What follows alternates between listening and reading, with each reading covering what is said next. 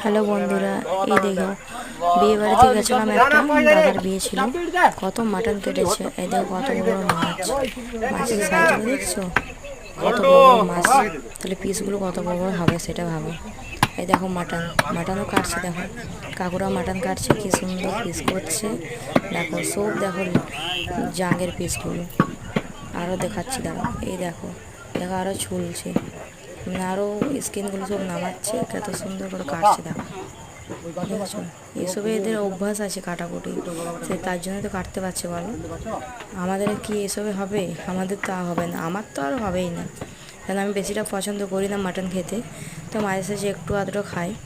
তোমরা আমার মতো কে কে পছন্দ করো না, তারা আমাকে কমেন্ট করে বলবে। দেখো, দেখে নাও কীভাবে কাটছে সবাই। দেখো আরোবার দেখিয়ে দিই, দেখো